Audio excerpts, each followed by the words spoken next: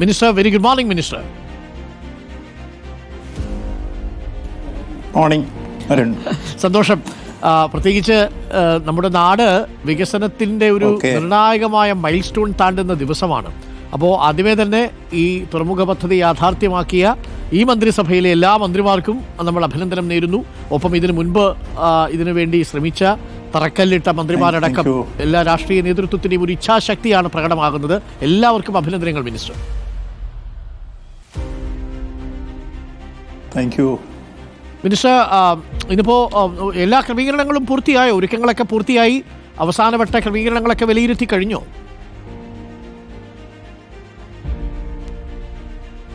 നമ്മുടെ ചരിത്ര മുഹൂർത്തത്തിലേക്ക് എത്തിച്ചേരാൻ ഏതാനും മിനിറ്റുകളെ ഇനി അവശേഷിക്കുന്നു. ഒരുക്കങ്ങളെല്ലാം പൂർത്തിയായി കഴിഞ്ഞിരിക്കുന്നു. അത്യാഹ്ലാദത്തോടെ, അഭിമാനത്തോടെ, ആവേശത്തോടെ ആ ചരിത്ര മുഹൂർത്തത്തിന് സാക്ഷ്യം വഹിക്കാൻ ലോകമുറ്റുനോക്കുന്ന പോലെ തന്നെ നമ്മൾ പ്രതീക്ഷയ്ക്കൊത്തുയർന്ന് എല്ലാ സംഘാടനവും പൂർത്തീകരിച്ചിരിക്കുന്നു. നിശ്ചയമായും നമുക്ക് അഭിമാനിക്കാം, ആഹ്ലാദിക്കാം, ആവേശം കൊള്ളാം. നമ്മുടെ രാജ്യത്തിൻ്റെ ചരിത്ര ഏടുകളിൽ തങ്കലിപികളാൽ പറഞ്ഞു തീർത്തുള്ളൂ.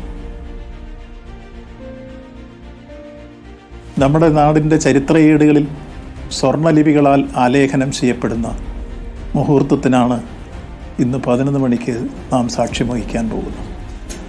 ഇത് യാഥാർത്ഥ്യമാക്കാൻ പരിശ്രമിച്ച എല്ലാവർക്കും പ്രത്യേകം അഭിമാനിക്കാൻ വക നൽകുന്നു.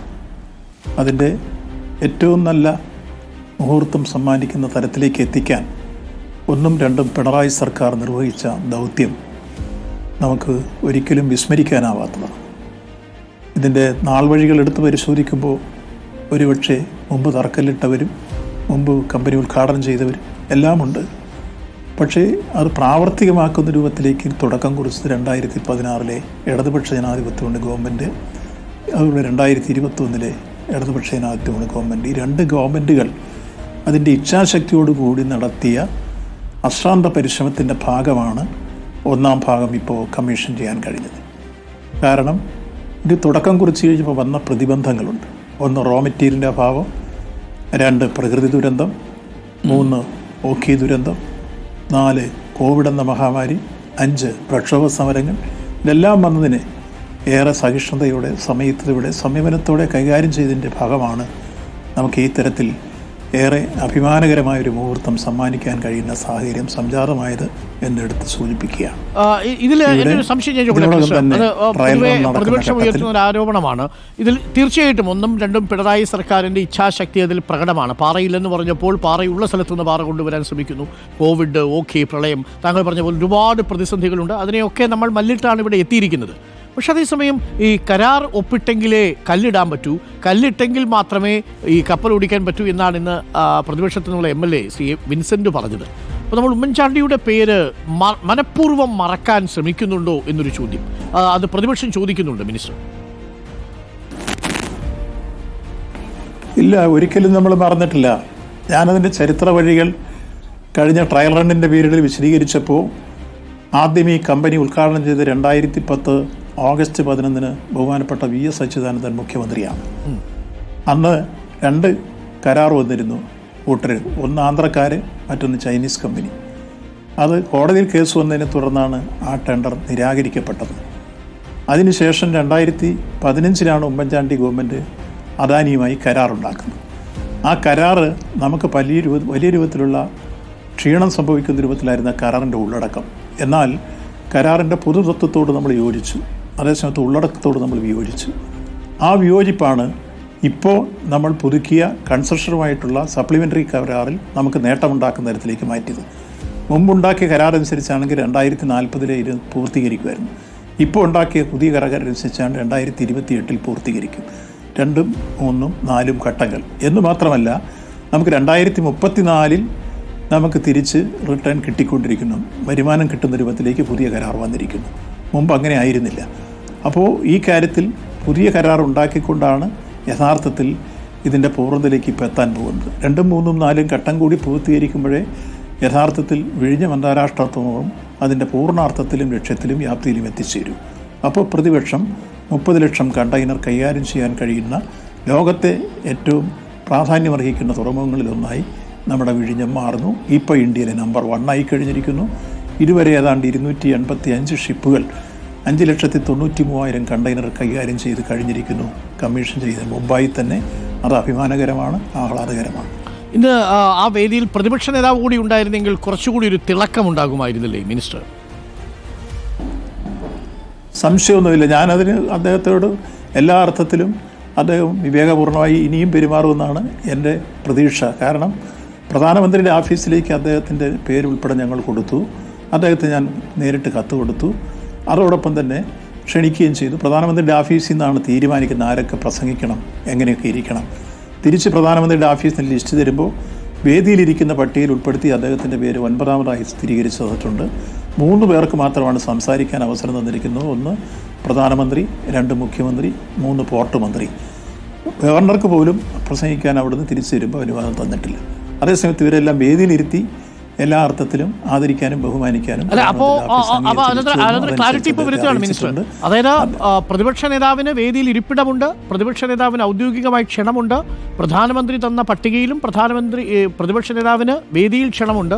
ബാക്കിയുള്ള മന്ത്രിമാർക്ക് ആർക്കും അല്ലെങ്കിൽ ഗവർണർക്ക് പോലും പ്രസംഗിക്കാൻ സാഹചര്യം കൊടുത്തിട്ടില്ല. അതായത് നമ്മുടെ രാജീവ് ചന്ദ്രശേഖരും പ്രസംഗിക്കുന്നില്ല അല്ലേ? ഇല്ല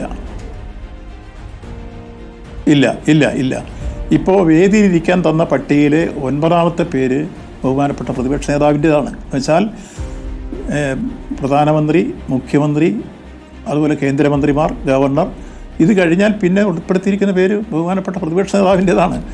വേദിയിരിക്കാൻ തന്നെയാണ് അദ്ദേഹത്തിന്റെ പ്രതിപക്ഷ നേതാവിനെ ക്ഷണിക്കുന്നുണ്ടോ? അങ്ങ് വരണം, കാരണം ഈ ഒരു നിമിഷത്തിൽ അങ്ങും പങ്കാളിയാകണം എന്നാണ് ആഗ്രഹിക്കുന്നത്. നിശ്ചയമായും ഈ നല്ല മുഹൂർത്തത്തിന് സാക്ഷ്യം വഹിക്കാൻ കേരളമാകെ ഒറ്റക്കെട്ടായി ഒരേ മനസ്സോടുകൂടി മുന്നോട്ട് വരേണ്ട സമയമാണ്. അദ്ദേഹം വരുമെന്നാണ് ഇപ്പോഴും എൻ്റെ പ്രതീക്ഷ. വരണമെന്നാണ് എൻ്റെ വിനയപൂർവമായ അഭിപ്രായം. കാരണം ഇത് ആരുടെയും വ്യക്തിപരമായ കാര്യങ്ങളല്ല, രാജ്യത്തിൻ്റെ പൊതുവായ നേട്ടം എല്ലാവരും ചേർന്ന് കൈവരിക്കുന്ന ഒരു തുറമുഖം. ഇത് ജനങ്ങളുടെ പദ്ധതിയാണ്. ഇത് നാടിന് സമർപ്പിക്കുന്നു. അപൂർവമായി കിട്ടുന്ന ഒരു നിമിഷമാണ് വരാൻ പോകുന്നത്.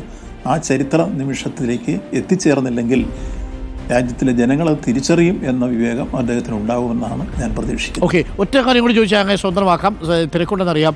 ക്രെഡിറ്റ് ആരുടേതാണ് എന്നൊരൊറ്റ വാക്കിൽ ചോദിച്ചാൽ അങ്ങ് എന്തു പറയും? ഈ ക്രെഡിറ്റ് ബഹുമാനപ്പെട്ട മുഖ്യമന്ത്രി കഴിഞ്ഞ ദിവസം പറഞ്ഞു തന്നെ, ക്രെഡിറ്റ് ജനങ്ങളുടേതാണ്. കാരണം കേരളത്തിലെ എൻ്റയർ ജനങ്ങൾ അല്ലെ എൻ്റയർ പീപ്പിൾസ് ആഗ്രഹിച്ചിരുന്നതാണ് ഇങ്ങനൊരു പദ്ധതി. ലോകം ശ്രദ്ധിക്കപ്പെടുന്ന രൂപത്തിലേക്ക് ഇന്ന് കേരളം ഇന്ത്യക്ക് നൽകിയ സംഭാവന വഴി ലോകത്തിൻ്റെ നിറകിലേക്ക് വിഴിഞ്ഞം എത്തിച്ചേരുകയാണ്. അത്തരമൊരു സാഹചര്യം സംജാതമാക്കാൻ അക്ഷീണം പ്രയത്നിച്ചിട്ടുള്ളത് ആരൊക്കെയാണോ അവർക്കെല്ലാം അഭിമാനിക്കാൻ വകയുണ്ട്. അതിൻ്റെ നാൾ വഴികൾ ഞാൻ സൂചിപ്പിച്ചു. ആശയത്തിൻ്റെ കാര്യം പറഞ്ഞു, ആദ്യം കമ്പനി ഉദ്ഘാടനം ചെയ്ത് പറഞ്ഞു, എഗ്രിമെൻ്റ് ഉണ്ടാക്കിയത് പറഞ്ഞു, പൂർത്തീകരിക്കാൻ പ്രയത്നിച്ചു പറഞ്ഞു. അപ്പോൾ ഇതെല്ലാം നാൾ വഴികൾ പൂർത്തീകരിക്കുമ്പോൾ ആരൊക്കെ റോള്, ആരുടെയൊക്കെ ക്രെഡിറ്റ് എന്നെല്ലാം ജനങ്ങൾക്കറിയാം. കല്ലിട്ടത് കൊണ്ട് മാത്രം ഒരു പദ്ധതി ഉണ്ടാവില്ല എന്നുള്ളതിന് ഏറ്റവും നല്ല തെളിവല്ലേ പാലക്കാട്ടെ കഞ്ചിക്കോട്ട് റെയിൽവേ കോച്ച് ഫാക്ടറിക്ക് കല്ലിട്ടിട്ട് 16 കൊല്ലമായില്ലേ കേന്ദ്രമന്ത്രി വന്ന്.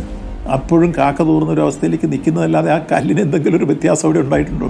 കല്ലിട്ടാൽ പദ്ധതി നടക്കുമെങ്കിൽ ആ ഫാക്ടറി ഇപ്പോൾ പ്രവർത്തിക്കണ്ടേ, കോച്ച് അവിടെ നിറങ്ങണ്ടേ? നടന്നില്ലല്ലോ. അപ്പോൾ ഇച്ഛാശക്തിയുള്ളൊരു ഗവൺമെൻറ് കേരളത്തിൽ ഇത് ഏറ്റെടുത്ത് മുന്നോട്ട് വന്നപ്പോൾ മാത്രമാണ് അതിൻ്റെ പൂർണ്ണാർത്ഥത്തിലും ലക്ഷ്യത്തിലും വ്യാപ്തിയിലും അത് എത്തിക്കാൻ കഴിയും. അതാണ് ചൂണ്ടിക്കാണിച്ചത്. ഓക്കെ, അപ്പോൾ താങ്ക് യു മിനിസ്റ്റർ. എല്ലാവിധ ഭാവുകങ്ങളും നേരുന്നു. ഗംഭീരമായ ഉദ്ഘാടന ചടങ്ങാവട്ടെ. നമ്മൾ ഒരു വലിയ കാൽവെട്ടിലേക്ക് പോവുകയാണ്. Thank you minister. Minister V N വാസവനാണ് നമുക്കൊപ്പം തത്സമയം ചേർന്നത്. എല്ലാവരും സന്തോഷ നിമിഷത്തിലാണ്.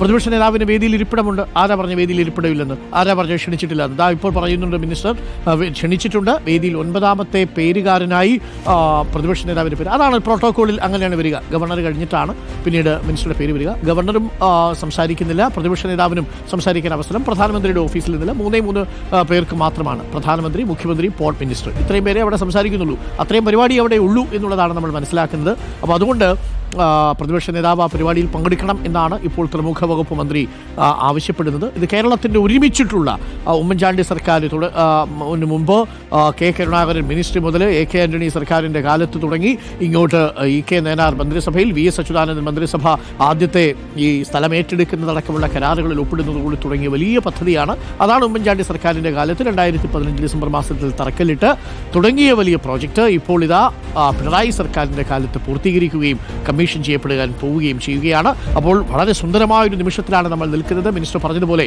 ഇത് നമ്മളുടെ എല്ലാവരുടെയും പദ്ധതിയാണ്, ജനങ്ങളുടെ പദ്ധതിയാണ്. അതുകൊണ്ട് അതിന്മേലുള്ള തർക്കത്തിൽ ഈ ക്രെഡിറ്റിന് വേണ്ടിയുള്ള തർക്കത്തിൽ ഇങ്ങനെ ഏർപ്പെട്ട് നമ്മൾ അതിൻ്റെ ഒരു ശോഭ കെടുത്തേണ്ടതില്ല.